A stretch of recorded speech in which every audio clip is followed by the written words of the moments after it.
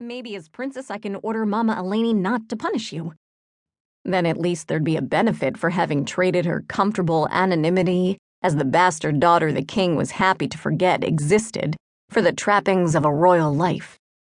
Ari reached for the scissors that hung from a ribbon beside the door and handed them to Cleo, who paused for a second.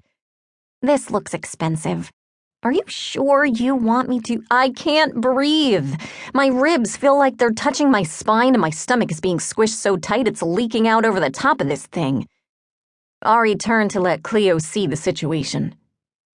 Stars help us, you look like you're growing another set of breasts. Here. She whirled Ari around and tugged hard on the laces holding the princess in place. Ari choked. Can't breathe.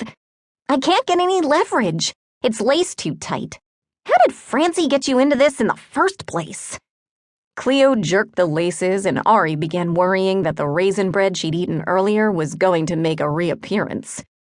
There was a lot of pulling and swearing. I didn't know Francie swore. With a sharp snip, Cleo cut through the laces. Ari drew a deep breath as the corset loosened. She didn't. Ari tugged at the corset until she could pull it over her head. I did. Cleo laughed. You weren't supposed to do that anymore, Ari. You're a proper princess now. Hardly. Ari dropped the offending corset to the pantry floor, adjusted the straps of the regular undergarment she'd had the foresight to wear under it, and pulled her gown back into place. The silk was surprisingly comfortable now that she wasn't fighting to breathe. She rubbed it between her fingers as Cleo quickly redid her buttons. Ari wasn't a proper princess. She was a girl who'd slept in the servants' quarters with her mother, who'd been almost entirely ignored by her father, and who'd only been allowed to attend lessons with her brother when the king realized that Thad, his chosen heir despite the boy's bastard status, was serious about refusing to perform to expectations unless his sister received an education too. She'd scrubbed floors, cooked feasts, bargained with merchants, translated ancient texts, and memorized the history of her kingdom. But nothing she'd done had prepared her to be acknowledged as Súndrailles' true princess, and to have the eyes of the nobility watching her every move.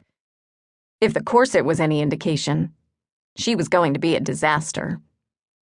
An ache blossomed in her chest, spreading through her veins with every heartbeat. Tears pricked her eyes, and she blinked rapidly. There. Cleo turned Ari to face her, and her dark eyes filled with sympathy. Don't cry. You'll ruin the mysterious golden girl look you've achieved with this gown.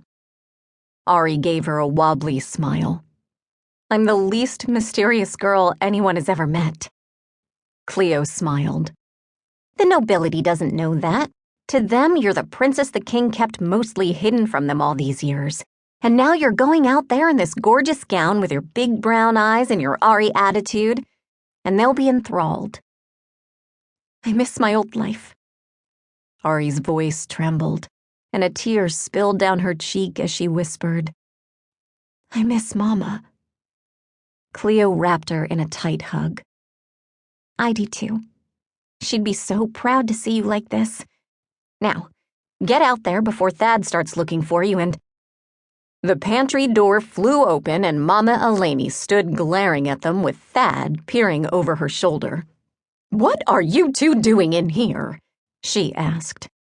Ari aimed a swift kick at the corset and sent it sliding beneath the shelves of preserved cherries beside her. Last-minute wardrobe consultation.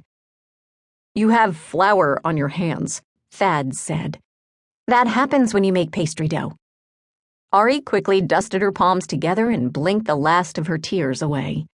Thad needed someone to stand with him tonight, and she was all he had left. It didn't matter that she kept forgetting to behave like a real princess. It only mattered that when he faced his new subjects, she was at his side. Princesses don't make pastry dough, Thad said, his dark eyes on her. Ari snorted. This one does. Princesses also don't snort. Thad's voice was strained, but he didn't sound angry. He hadn't sounded